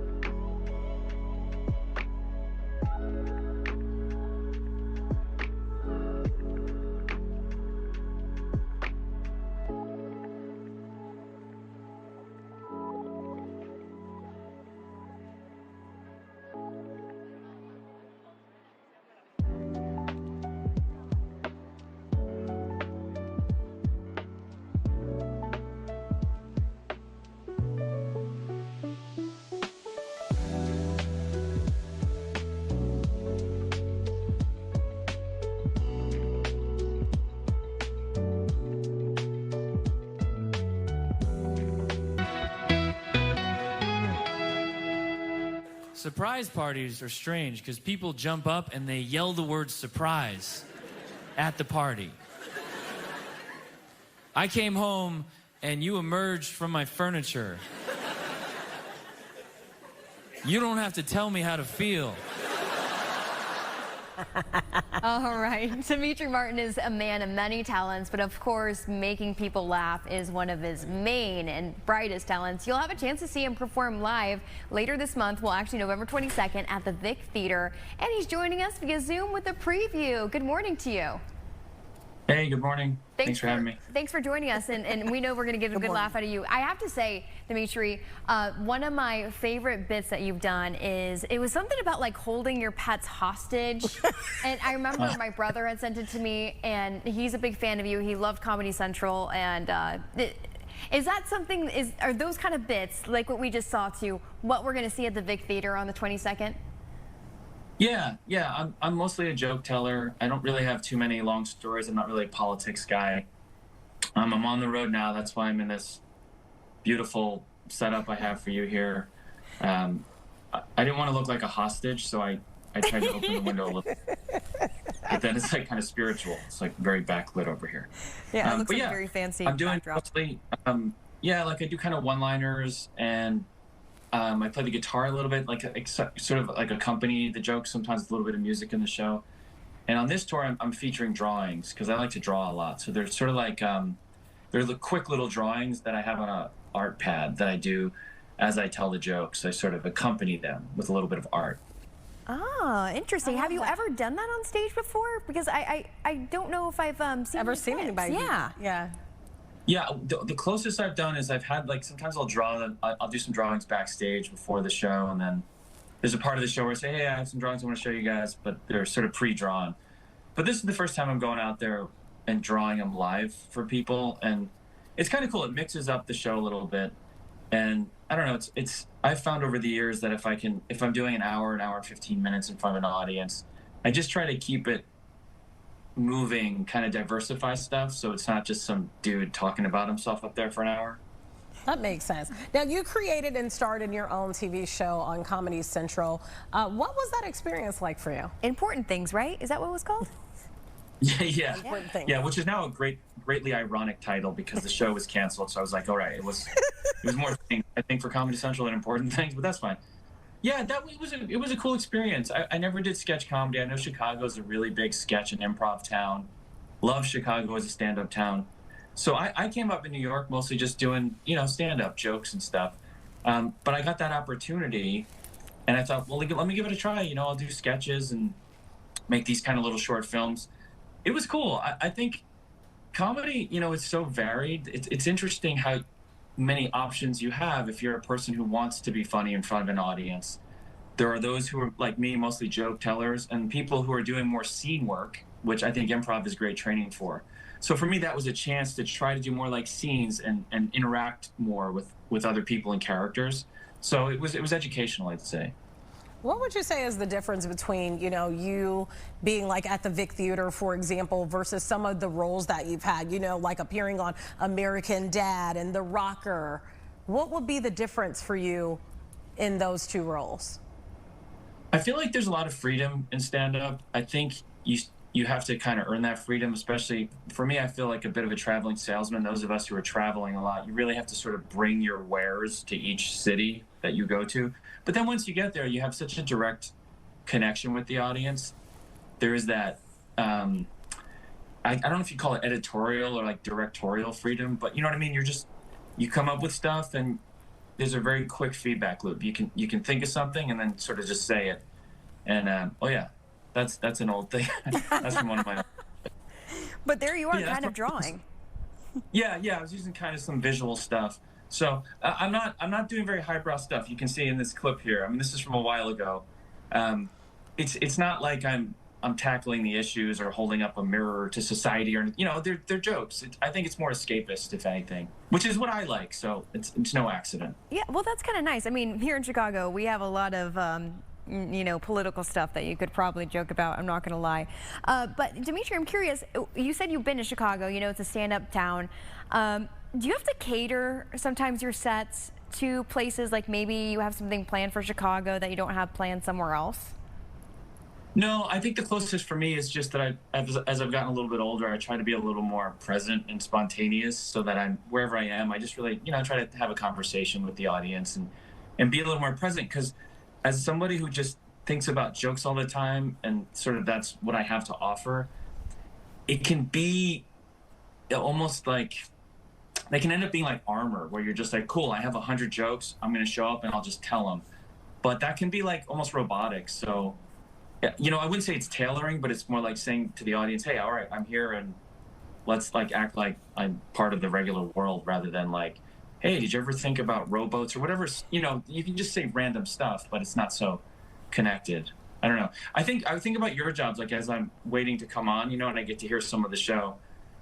There's a lot, you have to switch, right? You have to be present, but each segment's so different. So that seems like a little bit of a trick. Yeah, but we don't have someone like, you know, trying to yell at us from the downstage or anything. You know, that's way different. If the news had hecklers, that would be hecklers. Yeah. Nah. If the news had hecklers, we'd have more viewers because that would be hilarious. That would be absolutely hilarious. The clips would be different for sure. It'd be very like viral, right? Definitely. Okay, Demetri Martin, we're going to take a quick break and we'll be right back to talk more about you being here at the Vic Theatre on the 22nd. Stay with us.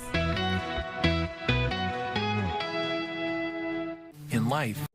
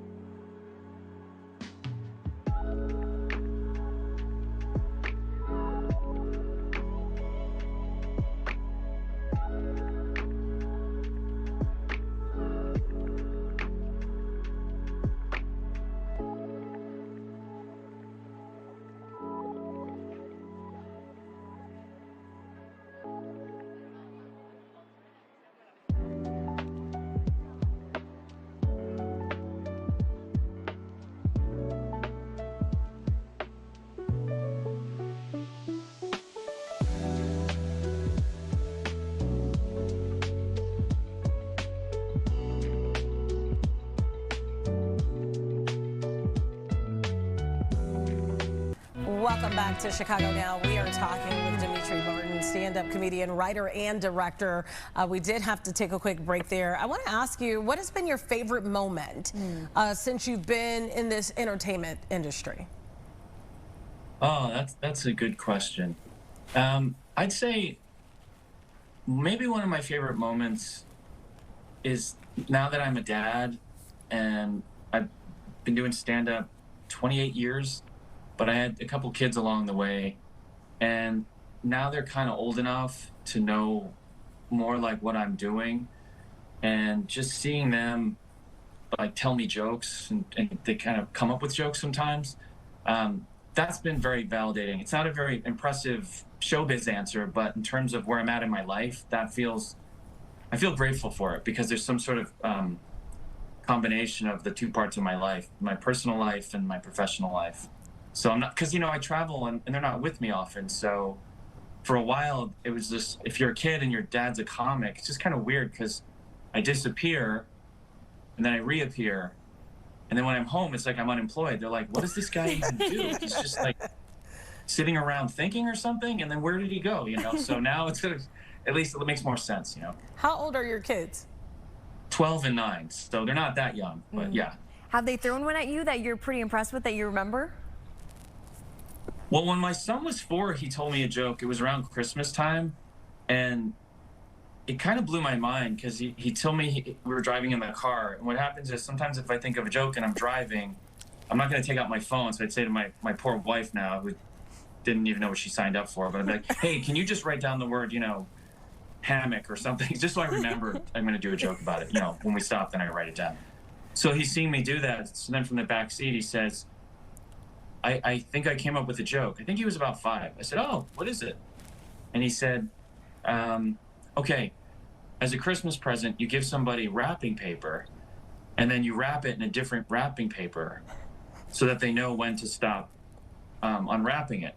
Now, I'm not saying this is the most hilarious joke, but what blew my mind is that's a Stephen Wright joke, who was one of my favorite comedians. Still one of my favorites, a guy named Stephen Wright. If viewers haven't heard of him, he's amazing. And so my son somehow, you know, pulled this out of the air and wrote a joke very similar to one of my favorite comics. So wow, that was very meaningful to me. Son like father. He has a bright future ahead of him, it seems like. Yeah.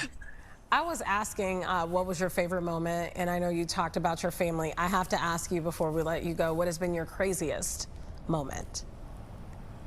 Oh, my craziest. Maybe with a heckler, maybe with something that happened on tour. I don't know. How crazy. I don't know if this counts as crazy, but when I think back, I think for all of us, as you know, you're trying to find your way in your career, and when you've logged some years, you can look back and say, wow, I got through that. Like that really, you know, I'm lucky now. I sort of made it.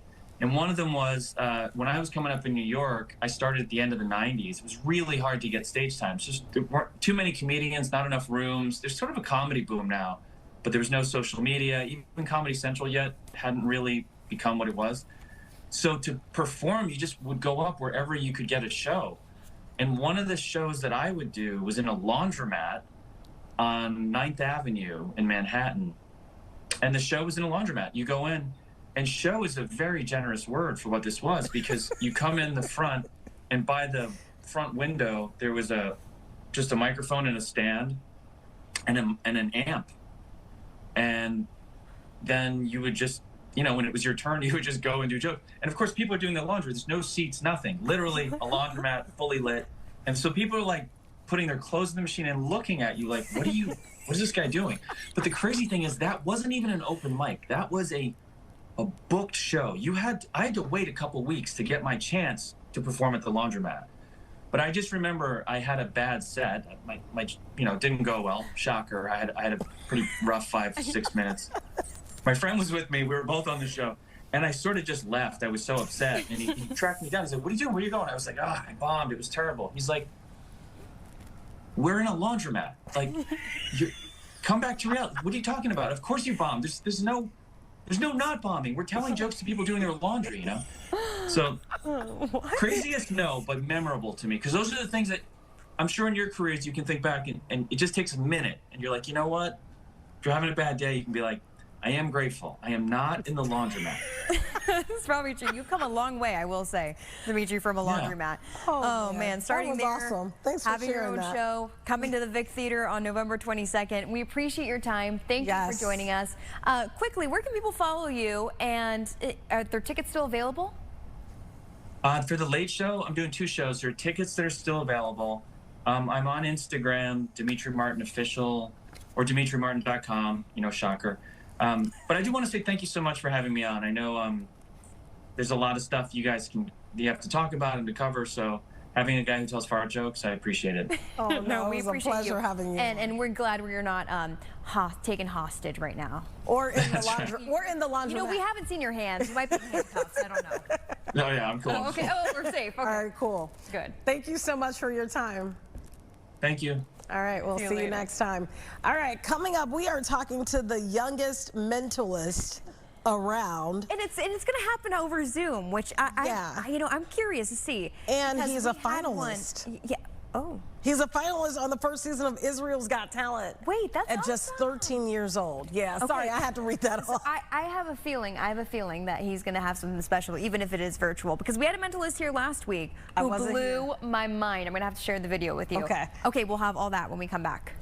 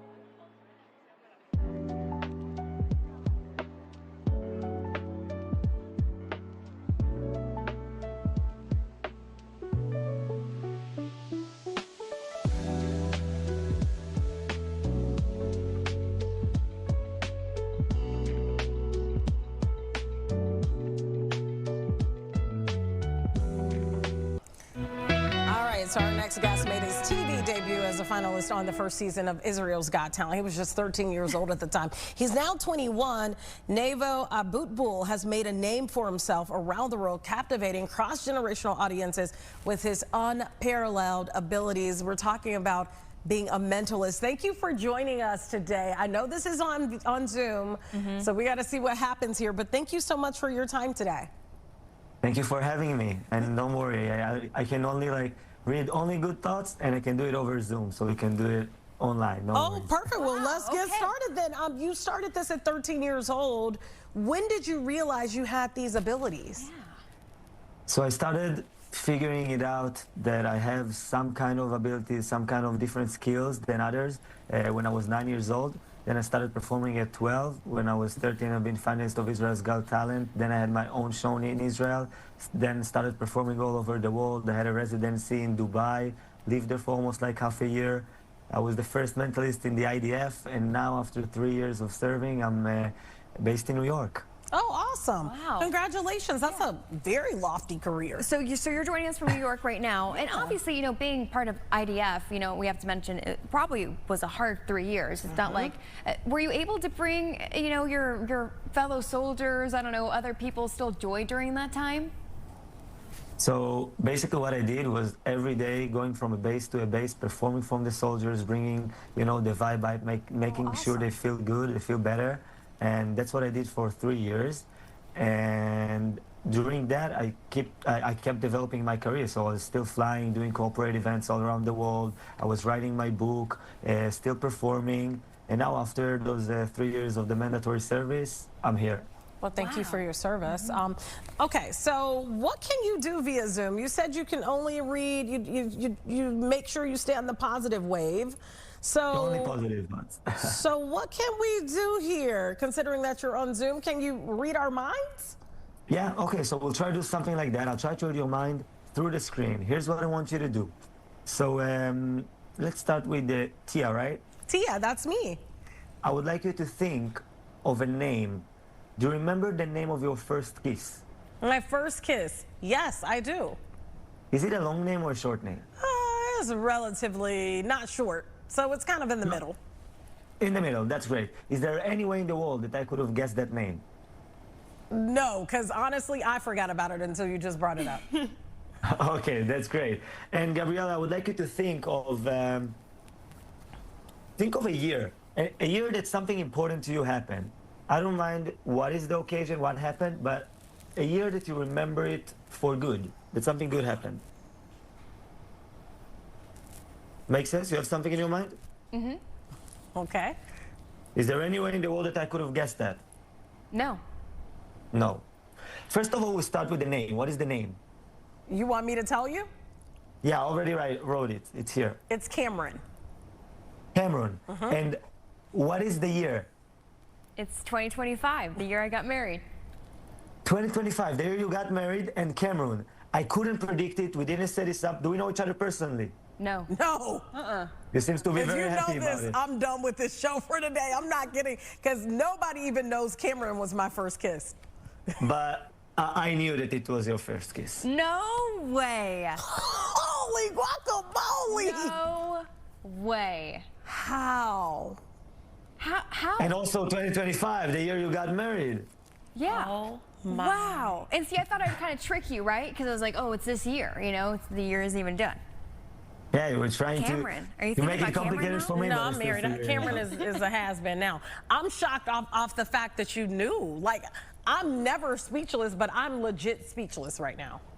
Thank you. I really appreciate it. It means the most. And this is really like little things I can do through like online. But when I'm performing stage shows, corporate events, big events, I'm bringing people up on stage, reading their minds, leading some of their minds, hypnotizing people, doing crazy stuff. But Neville, how? How were you just able to do that? I mean, is it just gotta be a God-given ability? Is it, That's crazy. What? So I'll tell you. Basically, mentalists use psychological techniques to create the illusion of the sixth sense. So I'm using NLP, suggestion, body language reading, sometimes some manipulation techniques that I'll be able to manipulate you to think of what I want. So it's not really that I know what you're thinking of, is I know how you think. But you I think you left us stunned. And you're meeting us through the screen. You're in New York. We're in Chicago. I mean, you're in New York right now, right? Yeah, I'm in New York right now. We've never met in started my career person. here. I've never posted anywhere, or there's no public record that Cameron was my first. Wow. And here we are. And is this the reaction you get even during your shows or just day to day when you're reading people's minds? Yeah, so most of the people tell me, okay, read my mind, try to make my wife disappear. Guess what number I'm thinking of? Give me the lottery numbers. So everybody asks me to do that, and this is a part of me. Well, I'm a mentalist, I'm performing, so I'm always guessing stuff. And people are always blown away, and that's what I do it, I think, for the reaction. I love when I make people feel good. In the end of the day, I'm an entertainer. That's what I do. And if I can make people feel good, that makes me the most happy Mission I can be. accomplished. Mission accomplished. I mean, I feel good, but I really feel blown away. Like I can be done with the day right now. You know, it's like my heart like dropped, but in a good way. In a good way. Yeah, in a good way. Where can people follow you on social media? So you can follow me on Instagram and on TikTok. It's Nevo the Mentalist, Nevo the Mentalist, as you can see right now on the screen. And also doing corporate events, private events. So yeah, hit me up. I would The love next it. time we got to have you in person. Yeah, we want to see if you could do that on Chicago. Zoom. It will be a pleasure. Absolutely. We'll have you in Chicago, and you're going to do a show, I have a feeling, in Chicago very soon. Okay, thank you so much. Nevo, thank you. Thank you so much. We appreciate your time. Thank you for your time, and just remember to think good and positive thoughts, because you can never know who might be reading them. Oh, that's very, a good way very to true. end. All right. All right. Well, we appreciate your time, and we appreciate our audience for joining us on this hump day. We'll see you on Friday Eve tomorrow. Have a safe day, everyone. See ya.